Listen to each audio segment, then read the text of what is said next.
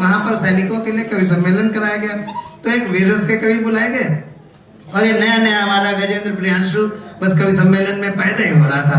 हास्य का अद्भुत कवि है, गीत का अद्भुत कवि, तो इसको बुलाया गया। तो वहां पर वीर रस के कवि ने खूब दहाड़ दहाड़ के देशभक्ति जगाई और देशभक्ति जग गई। नहीं, भगवान कसम जग गई, वो हमारे गजेंद्र प्रियांशु में जग गई। और जग गई, जब सम्मेलन खत्म हुआ तो गजेंद्र बोला, भाई साहब वीर रस के कवि से, भाई साहब मेरे अंदर देशभक्ति जग गई है, मैं देश के लिए कुछ करना चाहता हूँ। तो उन्होंने इनको देखा, वीर रस के कवि ने बोले, यार जल्दी निकल चलो, हर 2 मिनट पे बम गिर रहा है, तुमको देशभक्ति सूझ रही है, जल्दी निकल चलो। बोले नहीं, हमारे तो जगी हुई है। तो बोले इतनी जगी हुई है तो सेना में भर्ती हो जाओ। तो गजेंद्र प्रियांशु बोला कि हमको यही नहीं पता बंदूक किधर की जाती, नली किधर की जाती। तो वीर रस के कवि ने बताया, गजेंद्र तुम नली चाहे दुश्मन की तरफ करो, चाहे खुद अपनी तरफ करो, कल्याण देश का ही होगा। गजेंद्र ने वो रिफ्यूज कर दिया, बोले ये ठीक नहीं है। लेकिन इनकी जगी हुई थी देशभक्ति, हेलीकॉप्टर से नीचे लाए गए, इनकी देशभक्ति जगी हुई, नहीं सही में जगी हुई थी। वहाँ रक्तदान शिविर लगा हुआ था, घायल सैनिकों के लिए रक्त दीजिए। अब इनकी देशभक्ति जगी हुई, बोले मैं घायल सैनिकों के लिए रक्त दूंगा। डॉक्टर के पास पहुंचे, डॉक्टर साहब बैठे हुए थे। ये गजेंद्र प्रियांशु बोले कि डॉक्टर साहब मैं घायल सैनिकों के लिए खून देना चाहता हूँ। डॉक्टर ने देखा ऊपर से नीचे, पूछा है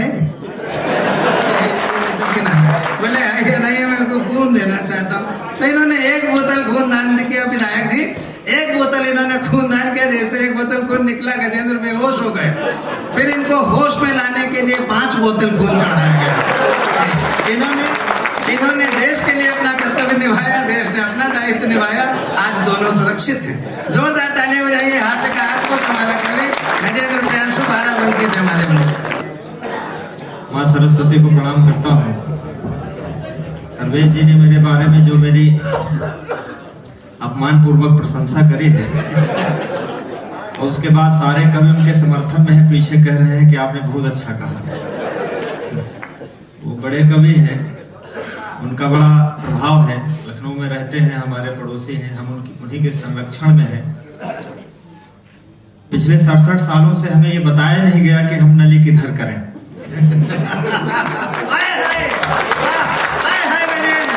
हम इन्हीं के संरक्षण में, हम इन्हीं के संरक्षण में हो, लगातार अपनी तरफ नली किए हुए झोंके हैं।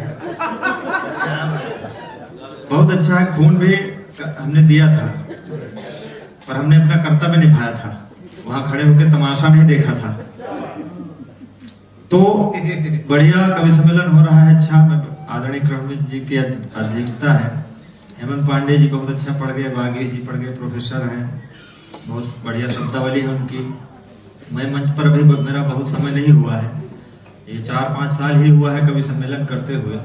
तो हमको बहुत ताली वाली बजती तो भी घबराहट होती है, नहीं बजती तो भी होती है। अब थोड़ा इसका ख्याल रखिएगा।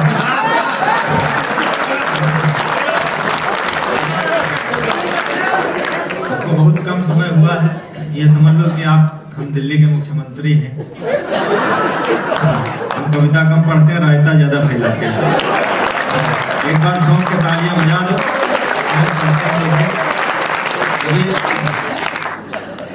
प्रेम से हमारे हेमंत पांडे बहुत घबराते हैं, नहीं करते हैं, क्योंकि प्रेम उनको समझ में नहीं आता है।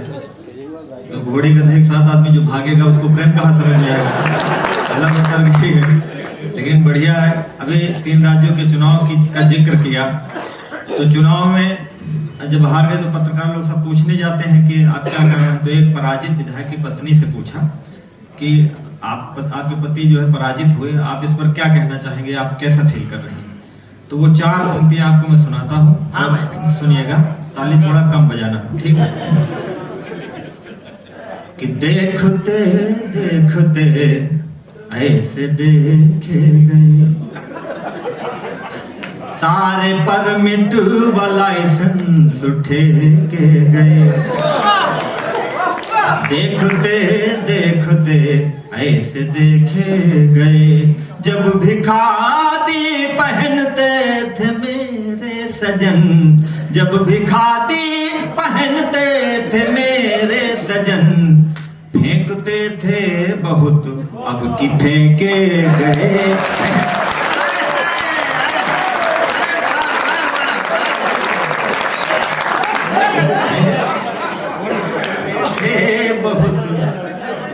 कि अध्यक्ष जी के पास पूछे कि आप क्या बताएंगे, तो कहा कि ऐसा है कि क्या था समझा मगर क्या से क्या हो गई। हार का जो उचित कारण कि क्या था समझा मगर क्या से क्या हो गई, कुछ कहा ना सुना पर खफा हो गई। तुझ पे कितना भरोसा किया ईबीएम, तुझ पे कितना भरोसा किया ईबीएम, तू भी लड़की ही थी बेवफा हो गई, बेवफा। जब तमाम सारी भारत पाकिस्तान की बात हो रही थी, पंजाब नहीं बनने देंगे, भारत नहीं बनने देंगे, और वो आतंकवाद है कौन सा, तो हमारा तो मानना है कि केवल एक आतंकवाद है, वो है मानसिक आतंकवाद। केवल दिमाग में खुराफात चलती। देखो हमारे हाथ में अगर भारत वो कश्मीर का झगड़ा चल रहा है, हमारे हाथ में अगर हो तो हम उसको दे दें उठा के, ले जाओ। काफी लड़ाई करते हुए इतने साल हो गए लड़ते हुए, कश्मीर की समस्या का कोई हल नहीं है। कश्मीर ले जाओ, दिल्ली ले जाओ, लखनऊ ले जाओ, जैसे 1945 के पहले था सब वैसे हो जाएगा। भाई कोई खोद के थोड़ा ले जाएगा, सब यहाँ रहेगा। और अगली बार चुनाव होगा तो हम लोग अपनी राजधानी कराची बना लेंगे, बस इतना सा करना है। पर उसकी कोई वो नहीं है। तो सुनना कि हमारे यहाँ पतियों के परदेश जाने की बड़ी लंबी परंपरा है। तो परदेश जब पति चला जाता है तो घर की स्त्रियां व्यथित होकर के तमाम गीत लिखा करती हैं। उन गीतों को मैंने नया रूप दिया है, सुनिएगा। एक पति परदेश चला जाता है तो पत्नियां अनुमान क्या करती हैं, सुन। हाँ, कि इतने निर्मोही कैसे सजन हो गए, इतने निर्मोही कैसे सजन हो गए, किसकी बाहों में जाकर मगन हो गए, लौट कर के न फिर आए परदेश से, लौट कर के न फिर आए परदेश से, आदमी ना हुए काला धन हो गए, आदमी ना हुए काला धन। इधर के लोग कम तालियां बजाएं। पति कहता है कि मैं परदेश से आऊंगा। देखिए गाजियाबाद का बहुत अच्छा कवि सम्मेलन होता है, मैं जानता हूँ, यहाँ बहुत अच्छे श्रोता हैं, यह भी जानता हूँ। वरना क्या है, हम कभी थोड़ी देर बाद पढ़ के चले जाएंगे। अब देखिए भाई साहब कितने आनंद प्रद मुद्रा में लेटे हैं, जैसे दिल्ली लाही है हम अनारकली। ऊर्जा में लगे, लहंगा पहना जाए तो लगता भी है, थोड़ा सा ऊर्जा में लगे। सुनिएगा तो अब हम कहाँ से भूल गए। पति कहता है कि जब आऊंगा तुम्हारे लिए झुमके लाऊंगा, कंगन लाऊंगा। पत्नी कहती मुझे झुमके कंगन नहीं चाहिए। अब पति कौन है पत्नी कौन है समझ में आ जाए तो आशीर्वाद देना। सुनिए कि चैन मिलता नहीं है न दिन रैन में, चैन मिलता नहीं है न दिन रैन में, तुम हो उलझे कहाँ लेन में देन में, मेरे जीवन की उखड़ी हुई पटरियां, मेरे जीवन की उखड़ी पड़ी पटरियां, आग लग जाए तुम्हारी बुलेट ट्रेन में,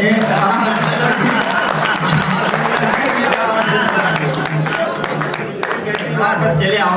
नहीं कोई कब तक प्रतीक्षा करेगा, आदमी वैकल्पिक व्यवस्था कर लेगा। तो वो कहती है अब चले आओ, क्योंकि ये समय बार बार नहीं आता है कि रुत चली जाएगी फिर से आनी नहीं। हेमंत हमसे कह रहे थे हम बहुत जम गए, तो हमने कहा कि अभी हम जाके ब्लैकमेल करेंगे श्रोताओं को।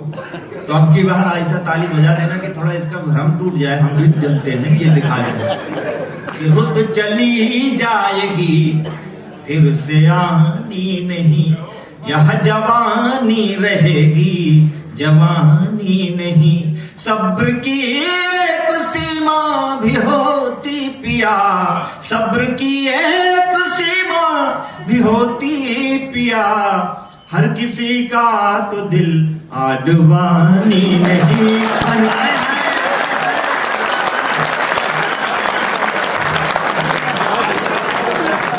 हर किसी का तो दिल।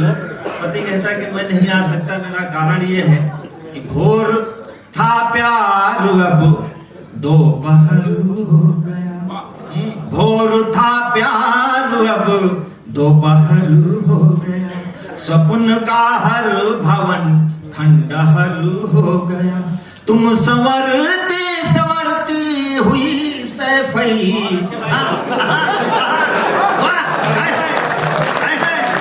अभी तो आप बधाई देता है।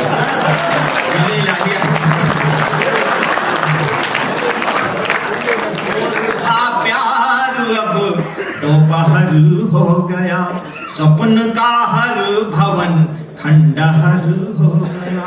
तुम संवरती संवरती हुई सैफई, मैं उजड़ कर मुजफ्फर नगर हो गया।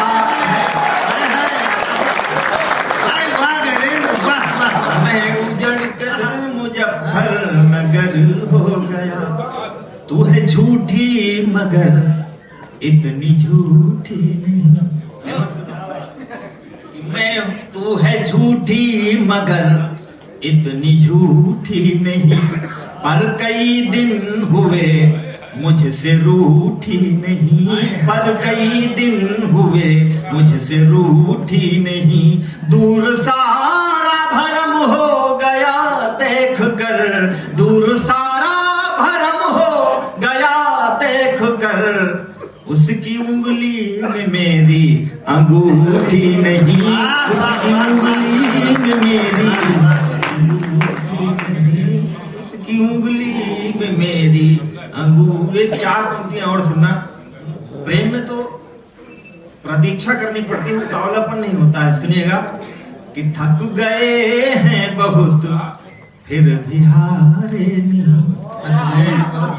थक गए हैं बहुत फिर भी हारे नहीं, इतने डूबे भी अपने सितारे नहीं। उसने कंगन किसी के पहन तो लिए, उसने कंगन किसी के पहन तो लिए, मेरे कंगन भी उसने उतारे नहीं। और संतोष करना पड़ता है। मोहब्बत का मतलब है सिर्फ संतोष करना। ये चार पंक्तियां और सुनना। ये मेरी गलियों में वह आती जाती तो है, मेरी गलियों में वह आती जाती तो है। भाव देती नहीं भाव खाती तो है, भाव देती नहीं भाव खाती तो है। माना मुझको नहीं देखना चाहती, माना मुझको नहीं देखना चाहती, देख लेती है तो मुस्कुराती तो है, देख लेती तो। ताली आपको मजा अब इतना भी कम नहीं कहा था बजाने के लिए कि एकदम मरणासन अवस्था में पहुंच गया। क्या है कि हम क्या रो न पाया रुआ सा चला जाऊंगा, पढ़ के नयनों की भाषा चला जाऊंगा। आज भी हाथ यदि ना खुले आपके, आज भी हाथ यदि ना खुले आपके, तो मैं पनघट से प्यासा चला जाऊंगा।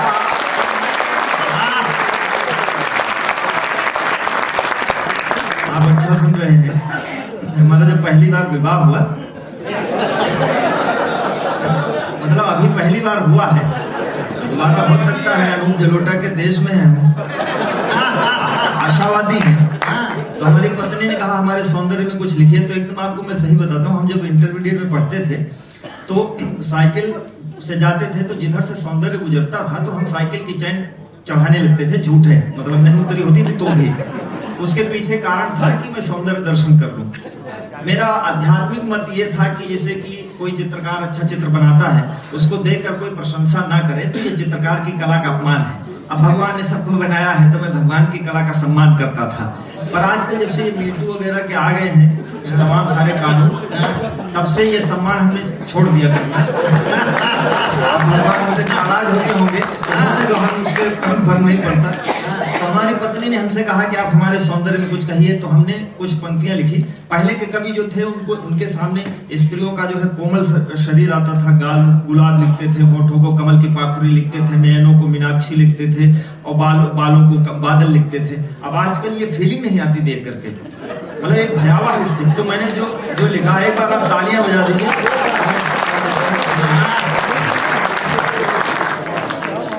कि चुनरी ध्वजासी लहरा रही है अंबर में, नयनों में तीर या कटार लेके आई हो। हाय हाय, पहली पंक्ति में ही आपको ताली बजानी चाहिए। अद्भुत पंक्तियां हैं। चुनरी ध्वज, आप देखिए हमारी कविता पे आप ताली बजा लो, हम हटेंगे तब तक नहीं जब तक हमको कोई हटाएगा नहीं। तो हम इतना स्थापित हो चुके हैं, इसलिए बढ़िया सुनते रहो, और नहीं सुनोगे तो हम 40-45 कविता सुनाएंगे। हम हटेंगे नहीं, आप समझ लो, जब तक आप तालियां खूब नहीं बजा दोगे। कि चुनरी ध्वजासी लहरा रही है अंबर में, नयनों में तीर या कटार लेके आई हो। भौं है कमान और कमान पे चढ़ा है बाण, अधरों पे लोहित अंगार लेके आई हो। कामदेव, अच्छा कामदेव क्या जानते होंगे आप? कामदेव जो है बाबा रामदेव की आंटी है। तालियां बजा के बताओ। बाकी कुछ लोग प्रोफेसर हैं। रामदेव कहते हैं कि योग करो, कामदेव कहते हैं भोग करो, तो दोनों में अंतर। कि चुनरी ध्वजासी लहरा रही है अंबर में, नयनों में तीर या कटार लेके आई हो। भौं है कमान और कमान पे चढ़ा है बाण, अधरों पे लोहित अंगार लेके आई हो। कामदेव, दो लोग जाते दो आते, इसका क्या मतलब है? जोड़े से जाना खतरा। चुनरी ध्वजासी लहरा रही है अंबर में, नयनों में तीर या कटार लेके आई हो। भौं है कमान और कमान पे चढ़ा है बाण, अधरों पे लोहित अंगार लेके आई हो। कामदेव की उपासना का परिणाम हो कि रति हो कि कोई अवतार लेके आई हो। कामदेव की उपासना का परिणाम हो कि रति हो कि कोई अवतार लेके आई हो। मेरे दिल का अभेद्य दुर्ग जीतने का कोई शस्त्र हो कि पूरा शस्त्रागार लेके आई हो। मेरे दिल का दुर्ग जीतने का कोई शस्त्र हो कि पूरा शस्त्रागार लेके आए। बहुत कम शब्दों में थोड़ी कविता देखिए, बाकी जी विद्वान आदमी थे, उतना उन्होंने लिखा। तो मेरे पास शब्द बहुत कम, मैं गाँव का आदमी हूँ, तो एकदम सीधी सादी भाषा में थोड़े शब्दों में बट करता कि चंचल नयन से अचंचल हुआ है मन, चंचला नयन से नयन भरमाना। चंचल नयन से अचंचल हुआ है मन, चंचला नयन से नयन भरमावना। मन है अधीर हुआ घायल शरीर, मार नयनों के तीर इसे और तरसाओ ना। आओ तो चली ही आओ, जाओ तो चली ही जाओ, आओ तो चली ही आओ, जाओ तो चली ही जाओ। जाकर न आओ या तो आकर के जाओ ना। हाय हाय हाय, आओ तो चली ही आओ, जाओ तो चली ही जाओ। जाकर न आओ या तो आकर के जाओ ना।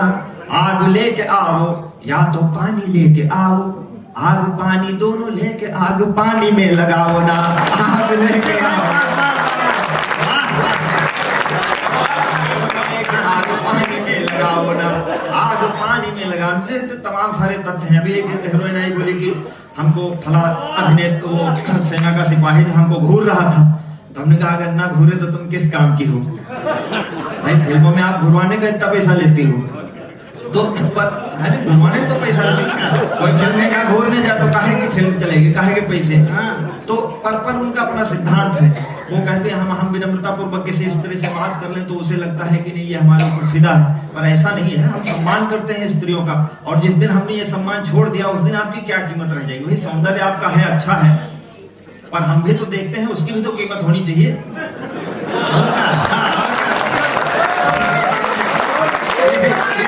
ये सारे तुम्हारे नेचर पे। कल से अगर हम देखना बंद कर दें तो फिर कितनी सौंदर्य प्रसाधन की दुकानें चलेंगी, आप सोचो। भाई देखिए, ये है ना कि अब हम भी सोच सकते हैं किसी दिन तिरस्कार का भाव आ गया, तुम्हारे पास आकर्षण है तो हमारे पास भी तो तिरस्कार है। भाई 5 करोड़ की आपकी गाड़ी हम नहीं खरीद सकते तो लात तो मार ही सकते हैं।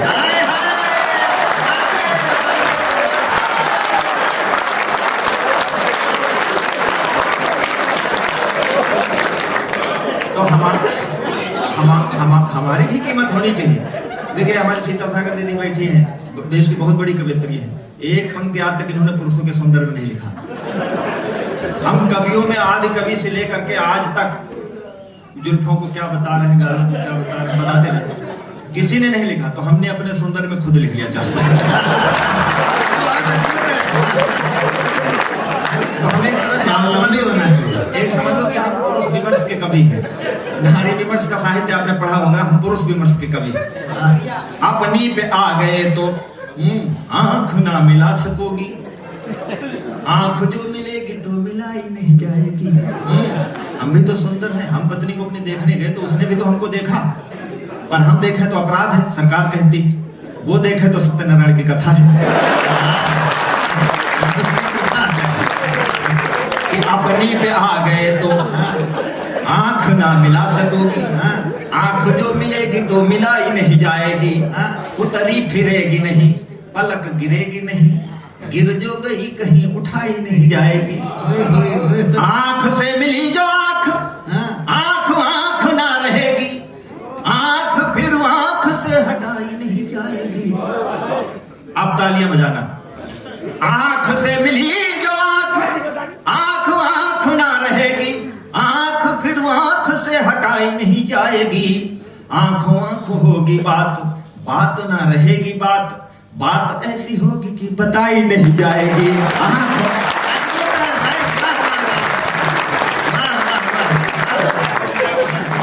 कि दर्द हमने दिया है, गजेंद्र, हम ही दवा भी देंगे। और क्या? दुनिया के वैद्य तेरे काम नहीं आएंगे। पूरे भारत में इतना चल रहा, बेटी बचाओ बेटी बचाओ, पुरुषों को बुलडोजर लगवा के समंदर में अभी तो खतरा है। मतलब 1000 जगह लिखो बेटी बचाओ तो एक जगह लिख दो बेटे बचाओ। मतलब समाज ही उल्टा कर। गाड़ी 2 पहिया है, तोड़ दो, कह दो कि आप गाड़ी चलाओ, कैसे चलेगी? कितना दर्द है बेचारे के। ताली बजाते हैं। हम ये नहीं कहते कि आपका महत्व कम किया जाए, पर हम ये चाहते हैं हमारा भी महत्व हो। हम आपका महत्व नहीं कम कर रहे हैं। कल मेयर साहब 2 होर्डिंग लगवा दीजिएगा, बेटे बचाओ। दर्द हमने दिया है, हम ही दवा भी देंगे। दुनिया के वैद्य तेरे काम नहीं आएंगे। कूकेगी न कोयल बबूलों के वनों के बीच, मौन ही रहेगी यदि आम नहीं आएंगे।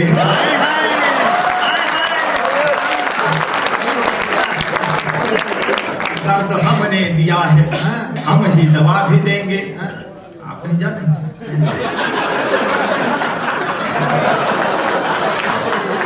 दर्द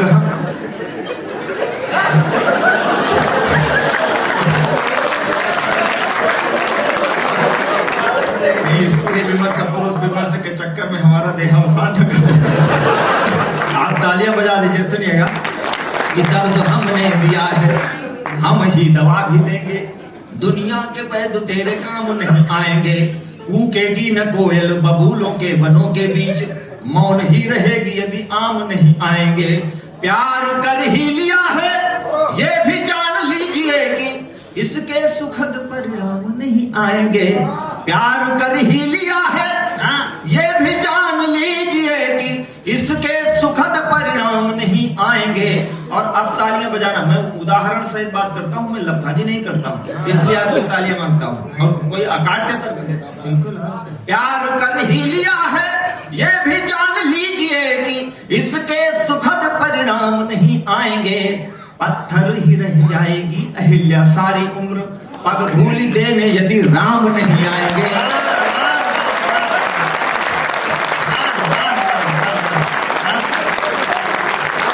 कल होर्डिंग पक्की दो, कल 2 होर्डिंग पक्की। इसकी फोटो लगवाना आप। माला चढ़ाने के माला होर्डिंग कि देखना ही चाहती हो भर के। अच्छा, आखिरी ये 4 पंक्ति सुन लो, फिर एक गीत में पढ़ देता हूँ। कि देखना ही चाहती हो भर के नयन देखो, चोरी चोरी देखना भी कोई देखना हुआ। फेंकना ही चाहती हो दिल से उतार फेंको। इतना विरोध है तो हटाओ को, तो निकालो समाज से, तो हम अकेले रहेंगे तनहा, यहाँ से की रानी बन के रहो।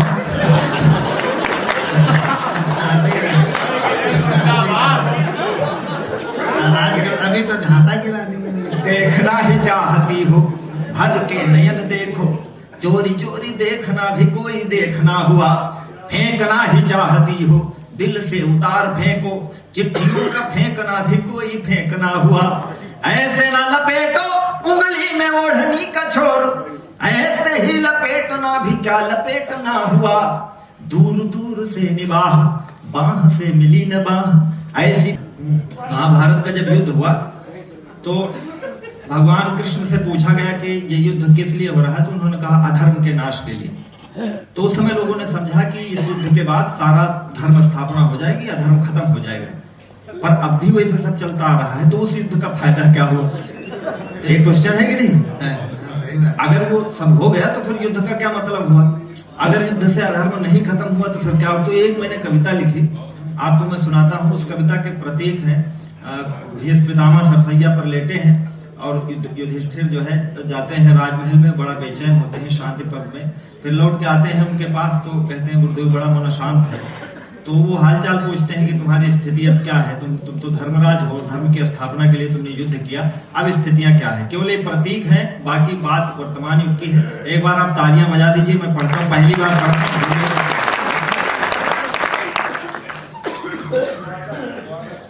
कहो युधिष्ठिर शरसैया से लगे पूछने भीष्म पितामह, शरसैया से लगे पूछने भीष्म पितामह।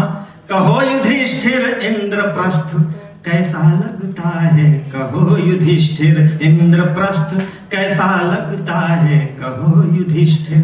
पतझड़ सा सूना सूना लगता है उपवन। अभी तक जो मैंने पढ़ा वो सब आप डिलीट कर दीजिएगा मेमोरी से, वो आपको जोड़ने के लिए मैंने कहा था, मैं पढ़ के दो बन गया। पतझड़ सा सूना सूना लगता है उपवन, या किलोल करती अब भी अलमस्त हवाएं, या किलोल करती अब भी अलमस्त हवाएं। छम छम नूपुर बजते रहते राजभवन में, या विलाप करती रहती व्याकुल विधवाएं। कहो युधिष्ठिर, कहो युधिष्ठिर, कहो युधिष्ठिर। पतझड़ सा सूना सूना लगता है उपवन, या किलोल करती अब भी अलमस्त हवाएं। छम छम नूपुर बजते रहते राजभवन में, या विलाप करती रहती व्याकुल विधवाएं। कहो युधिष्ठिर, कहो युधिष्ठिर, कौरव कुल के लाल रक्त से, कहो युधिष्ठिर कौरव कुल के लाल रक्त से धुला हुआ यह राज वस्त्र कैसा लगता है, कहो युधिष्ठिर कौरव। श्रेष्ठ कविता है, श्रेष्ठ कविता को श्रेष्ठ ढंग से सुनिए। धुला हुआ यह राज वस्त्र कैसा लगता है, कहो युधिष्ठिर। धर्म युद्ध था धर्मराज यह कहकर तुमने।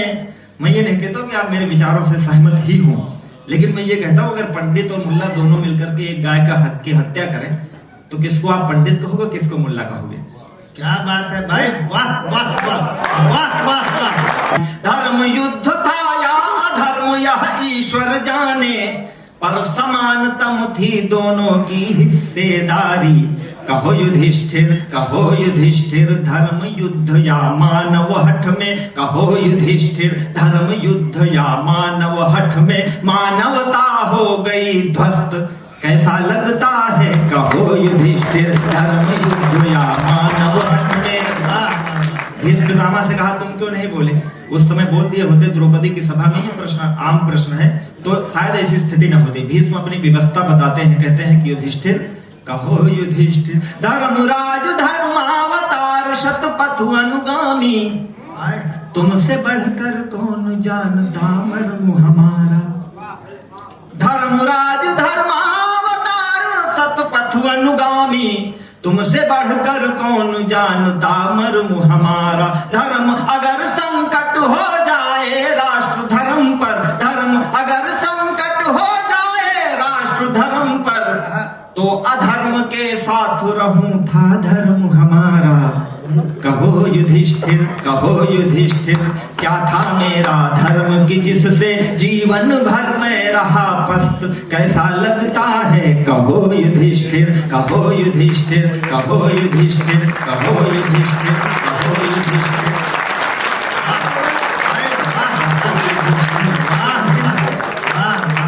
गली गली में अब भी लाखों प्रश्न पड़े हैं, प्रश्न अगर सब युद्धों से ही हल हो जाते।